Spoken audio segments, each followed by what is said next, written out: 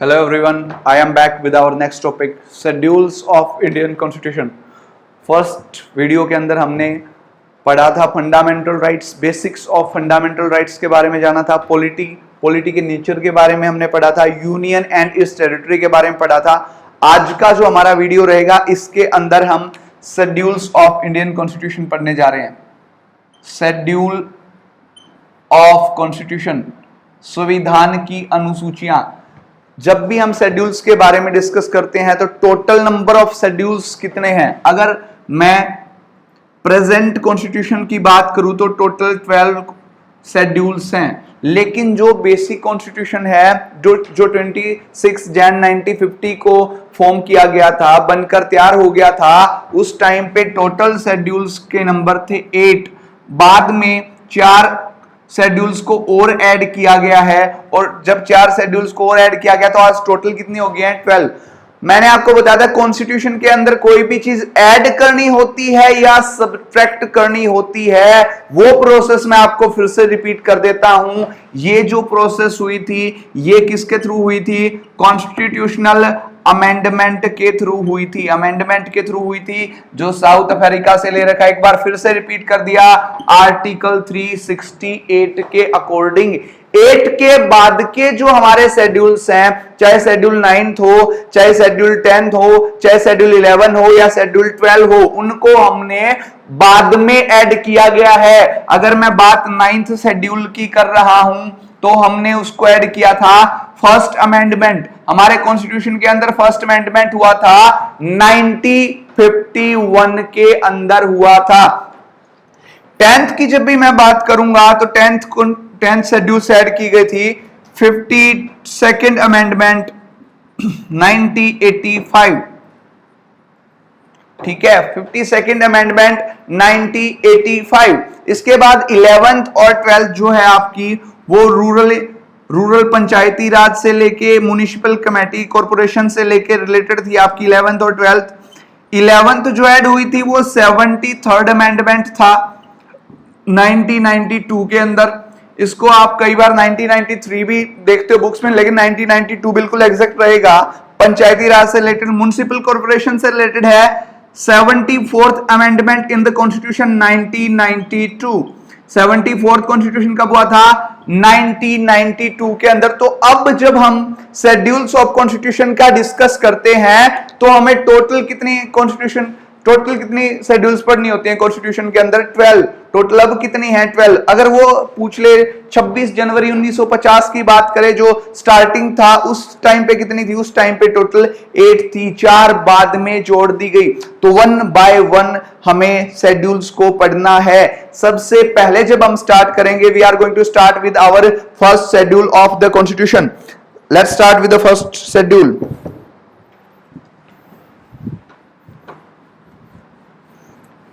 First schedules बताती है it contains the names of states and territories, union territories. भाई territorial jurisdiction जो होता है आपका वो भी स्टेट्स के अंदर इंक्लूड होता है। फर्स्ट के अंदर जो आपके 28 स्टेट हैं, 28 स्टेट हैं, आज के दिन 9 यूटी हैं टोटल, उनको मेंशन किया गया, उनके नाम को मेंशन किया गया है। यूनियन टेरिटरी का जो जुरिडिक्शन है वो भी आपका किसके अंदर इंक्लूड हो जाता है? वो भी आपका स्टेट के अंदर इंक्लूड हो जाता है। ये बोला गया है कौन सी शेड्यूल में बोला गया है? शेड्यूल 1। जैसे मैं बताऊं आपको, आंध्र प्रदेश, बिहार, झारखंड, हरियाणा, पंजाब, जो सारे स्टेट्स हैं उनको मेंशन किया गया है कौन से वाले शेड्यूल्स में? शेड्यूल 1। शेड्यूल 1 आर्टिकल 1 की तरह है भाई, बिल्कुल। आर्टिकल 1 में मैंने बताया था India is not a country, India is union of states, जिसके अंदर आपको इंडिया और भारत 2 नाम देखने को मिले थे। सभी स्टेट्स के उसमें नाम मेंशन कर रखे। 9 यूटी भाई, 2 यूटी नए बने हैं, जम्मू, लद्दाख, दादरा नगर हवेली, दमन एंड दीव, चंडीगढ़, इस तरीके से दिल्ली, आपका लक्षद्वीप, अंडमान निकोबार, पुदुचेरी, ये जो सारी की सारी यूटी हैं इनके नाम को भी मेंशन कर रखा है। टेरिटोरियल जुरिस्डिक्शन को भी इसमें स्टेट्स के अंदर इसने इंक्लूड कर रखा है। ये आपका आर्टिकल नंबर 1 बताता है। आर्टिकल नंबर 1 के अंदर इसने इसको डाल रखा है।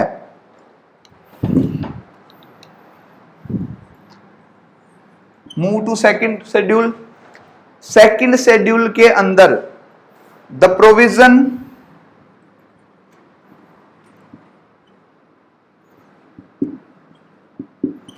Of salary privilege emoluments, salary, भत्ते, वेतन, इस तरीके की चीजों का जिक्र किया गया है। कौन सी शेड्यूल्स में किया गया है? शेड्यूल नंबर 2 के अंदर किया गया है। एम्यूलमेंट्स की बात करें या प्रिविलेज की बात करें? इमोल्यूमेंट्स की बात कर रहे हैं हम।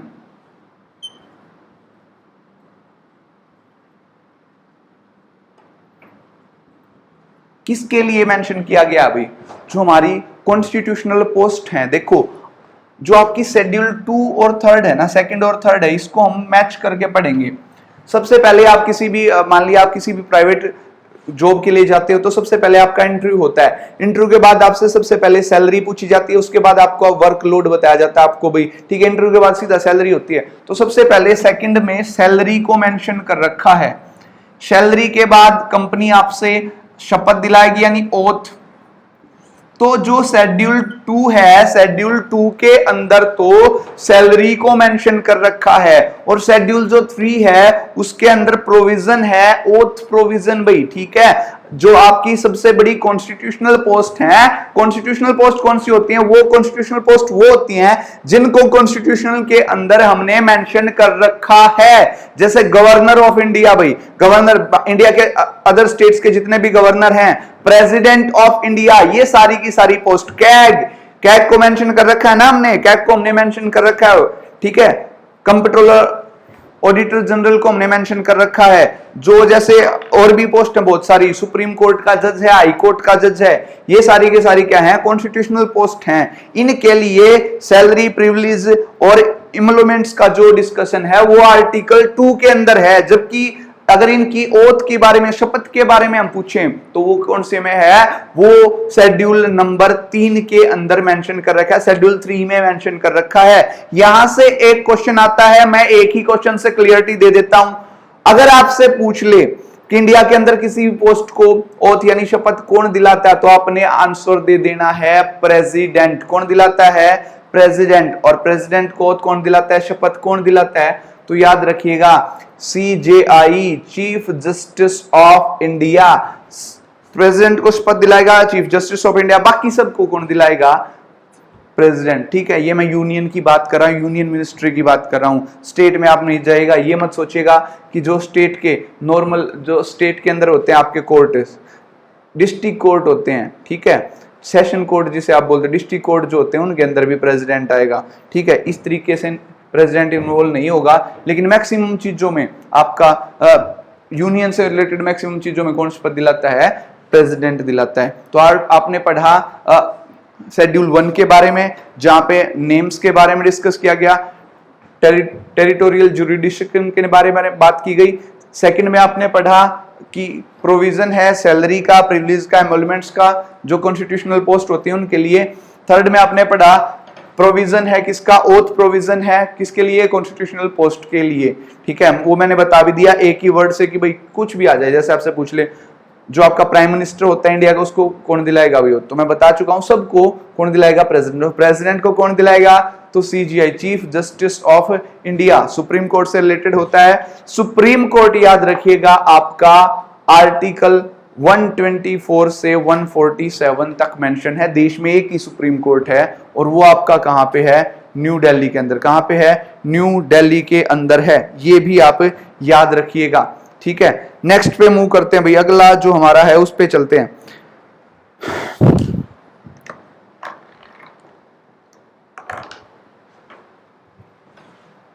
नेक्स्ट है हमारी schedule number 4।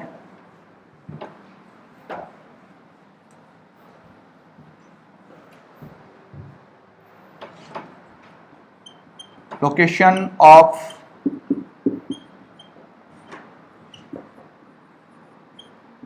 Rajya Sabha seats in different states.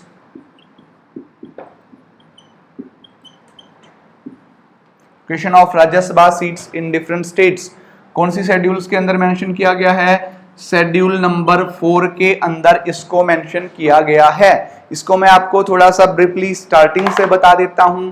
जो आपका पार्लियामेंट होती है, हमारा पार्लियामेंट होती है इंडिया के अंदर, संसद होती है, कोई भी लॉ बनाना हो या कोई भी लॉ लेजिस्लेट करना हो, ठीक है, लॉ मेकिंग अथॉरिटी लेजिस्लेटिव का सबसे इंपॉर्टेंट पार्ट है पार्लियामेंट। आर्टिकल भी लिख देता हूं पार्लियामेंट का ताकि आपको इज हो जाए याद करने में, बार बार रिपीट करोगे तो इजिली याद हो जाएगा। पार्लियामेंट हैविंग 2 हाउसेस, मैंने कल भी बताया था, आज फिर से बता रहा हूं। राज्यसभा आपका 79 में, 79 के बाद नेक्स्ट आर्टिकल आता है 80, 80 के बाद नेक्स्ट आर्टिकल आता है आपका 81, 81 में क्या है आपका लोकसभा, और 80 में क्या है आपका राज्यसभा। तो अलग अलग सीटें एलोकेट की गई हैं। जैसे total number of seats Rajya Sabha के अंदर कितनी है? Total number of seat Rajya Sabha के अंदर हैं 250, जिसमें से 238 तो इलेक्टेड हैं और 12% नॉमिनेटेड होते हैं। वो अपने अलग अलग फील्ड से हो सकते हैं। जैसे सचिन तेंदुलकर को नॉमिनेट किया गया था भाई स्पोर्ट्स से, रेखा को किया गया था आशा भोसले, ठीक है, लता मंगेशकर, म्यूजिक वगैरह, ये अलग अलग से आपके, जैसे हमारे यहाँ पे बहुत सारे पर्सन नॉमिनेट किए जाते हैं। तो टोटल नंबर ऑफ पर्सन जो नॉमिनेट होते हैं राज्यसभा के लिए 12।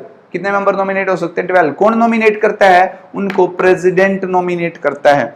238 मेंबर्स इलेक्टेड होते हैं, और ये जो इलेक्टेड मेंबर्स हैं ये आपके डिफरेंट स्टेट से आते हैं। जैसे सबसे ज्यादा मेंबर यूपी उत्तर प्रदेश से आते हैं 31। सबसे कम, मिनिमम का नहीं पूछेगा, मिनिमम का केस यहां पे क्यों अप्लाई नहीं हो रहा है? क्योंकि बहुत सारे स्टेटों से एक मेंबर आता है। हरियाणा से आपसे पूछ सकता है, अगर आपको हरियाणा सिविल सर्विस वगैरह का एग्जाम दे रहे हो तो हरियाणा से आते हैं आपके 5। तो आपने ये याद रखना है, यूपी के अंदर 31, हरियाणा के अंदर कितने आते हैं? 5 आते हैं 238 मेंबर्स में से, ठीक है। 12 मेंबर्स क्या होते हैं आपके?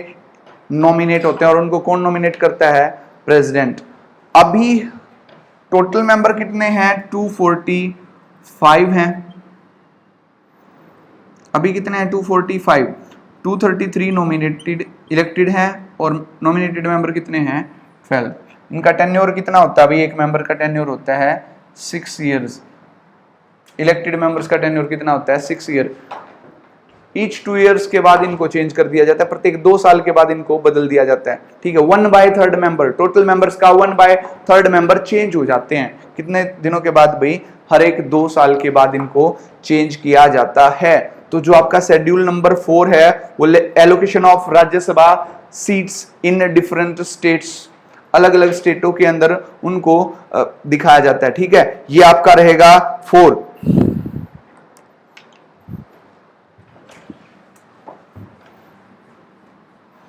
इसके बाद आपका नेक्स्ट आएगा schedule number 5।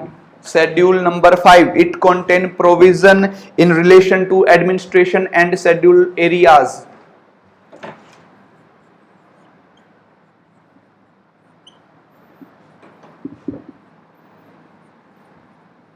It contain provision of administration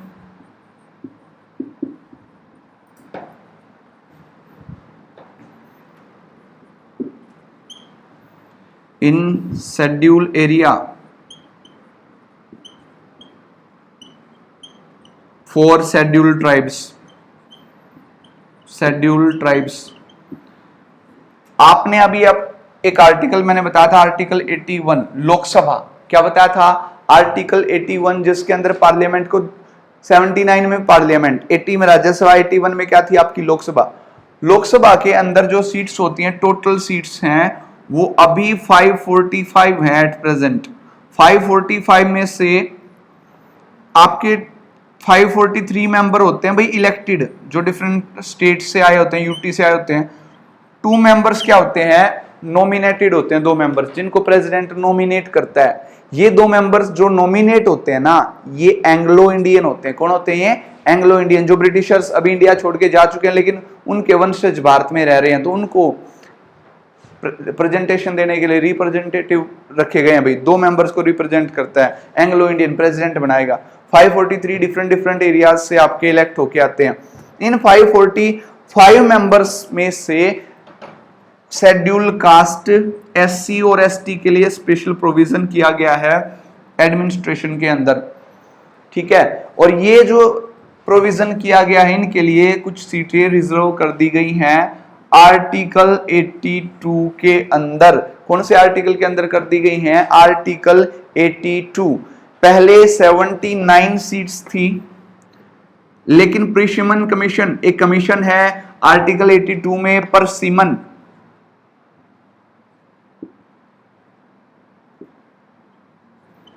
commission भाई, प्रीसीमन कमीशन। ये प्रीसीमन कमीशन 4 बार इंडिया में आ चुका है, 1952, 1962, 1974 और 2002। लास्ट प्रीसीमन हुआ था 2002 में हुआ था। और लास्ट प्रीसीमन के टाइम पे जो शेड्यूल कास्ट के लिए इंडिया में सीट फिक्स की गई थी, रिजर्व्ड की गई थी, पहले इस प्रीसीमन से पहले 79 होती थी, 5 और ऐड कर दी तो टोटल कितनी होगी? 84। एसटी के लिए कितनी थी आपकी? 41 थी पहले, लास्ट प्रीसीमन के बाद 6 और ऐड कर दी, टोटल 47 होगी।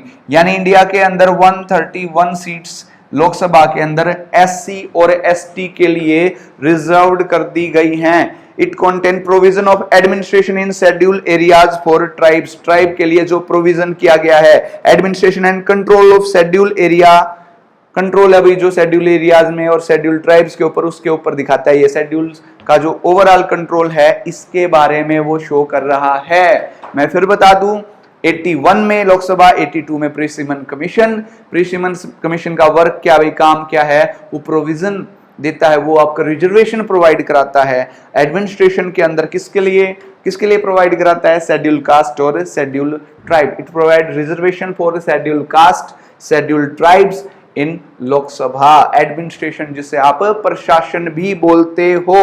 Control of schedule area and schedule tribe, administration control की बात करेगा वो, ठीक है। It contain provision of administration control in schedule area and schedule tribe, ठीक है। ये आपका शेड्यूल नंबर 5 के अंदर रहेगा, ठीक है। नेक्स्ट पे मूव करते हैं।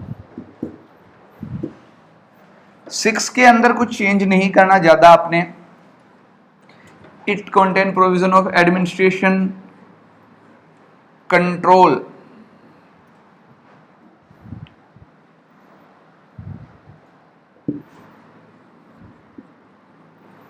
In tribal area. आपने देखा होगा हरियाणा पंजाब के अंदर ट्राइब्स नहीं हैं, लेकिन कुछ नॉर्थ ईस्ट के एरिया ऐसे हैं, सिक्किम, अरुणाचल प्रदेश, ये वो एरिया हैं जहां पे बहुत ज्यादा ट्राइब्स हैं, 80% तक ट्राइब है, तो वहां पे आपको एससी नहीं मिलेंगे।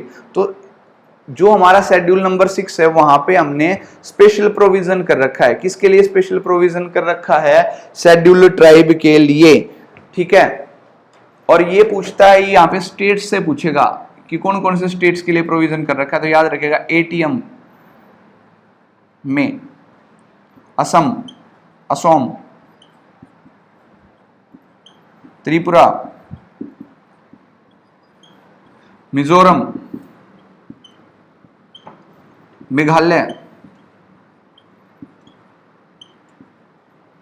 ठीक है। इन 4 स्टेट्स के लिए स्पेशल प्रोविजन किया गया है, शेड्यूल ट्राइब्स के लिए स्पेशल प्रोविजन किया गया है इन 4 स्टेट्स के अंदर, ठीक है। ये आपने ध्यान रखना है। 7 शेड्यूल्स को और पढ़ लेते हैं, ठीक है। एक शेड्यूल और कर लेते हैं भाई 7th के बारे में। 8th आपका लैंग्वेज से रिलेटेड है, 22 लैंग्वेज को जिनको हमने प्रोविजन दे रखा है इंडिया के अंदर, 22 जिन्हें ऑफिशियल लैंग्वेज माना गया, जिन्होंने भारत सरकार ने, इंडियन गवर्नमेंट ने जिन्हें अथॉरिटी दे रखी है, मान्यता प्राप्त कर रखी है। जो शेड्यूल नंबर 7 है उसके अंदर हम लेजिस्लेटिव लिस्ट के बारे में पढ़ेंगे, ठीक है। लेजिस्लेटिव लिस्ट के बारे में, उनके बारे में पढ़ेंगे। This schedule deals with the 3 legislative list. This schedules deal with the 3 legislative list. Legislative, कल मैंने जब पॉलिटी इंट्रोडक्शन किया तो बताया था लेजिस्लेटिव का क्या होता है। लेजिस्लेशन का काम लेजिस्लेट करना होता है, टू मेक लॉ, ठीक है। यूनियन, स्टेट और कंकरेंट, तीन पार्ट्स के अंदर बांटा गया है। Union, state, concurrent, concurrent list भाई, ठीक है। लेजिस्लेटिव की तीन पार्ट हैं। यूनियन के अंदर टोटल पूछेगा, स्टेट के अंदर और कंकरेंट के अंदर भी अलग अलग से पूछेगा। आपके शेड्यूल नंबर 7 के अंदर इनको मेंशन किया गया है। यूनियन के अंदर टोटल सब्जेक्ट है 97 थे पहले, 3 को बाद में ऐड कर दिया गया, अब 100 हैं। स्टेट के अंदर आपके पहले 66 थे, 5 माइनस हो गए भाई, अब 61 है। कंकरेंट के अंदर पहले 47 सब्जेक्ट थे, 5 और ऐड कर दिए गए, टोटल कितने हो गए 52, ठीक है। यूनियन जो लिस्ट होती है वो यूनियन सब्जेक्ट के ऊपर आपका लॉ बनाती है। इसके अलावा स्टेट के ऊपर भी, और जो दोनों के कुछ कॉमन होते हैं उनके ऊपर कौन बनाता है, कंकरेंट के ऊपर कौन बना सकता है, यूनियन भी बना सकती है, स्टेट गवर्नमेंट भी। अगर दोनों के बीच में कोई विवाद हो जाए, कोई डिस्प्यूट हो जाए, तो ज्यादा किसकी चलेगी ये पूछा जाता है, यूनियन की चलेगी। कंकरेंट लिस्ट के सब्जेक्ट पे यूनियन भी बना सकती है, स्टेट भी, लेकिन दोनों में डिस्प्यूट होने की सिचुएशन में किसकी ज्यादा चलेगी, तो आपकी यूनियन गवर्नमेंट की जो संघ सरकार होती है उसकी ज्यादा चलेगी, स्टेट गवर्नमेंट की नहीं चलती, ठीक है। ये आपकी कंकरेंट लिस्ट के अंदर ऐड होगा। तो टोटल 8 जो हमारी शेड्यूल थी उसके बारे में हमने डिस्कस कर दिया, 4 और रहेगी भाई, ठीक है। दल बदल अधिनियम की बात करें, पंचायती राज और आपका म्युनिसिपल कॉर्पोरेशन, शेड्यूल 9 है भाई, ठीक है, जो कि शिवानंद भारती के केस से कोरिलेट करती है। तो इन 4 को और पढ़ना है। तब तक के लिए धन्यवाद। Thanks for join class. Thank you.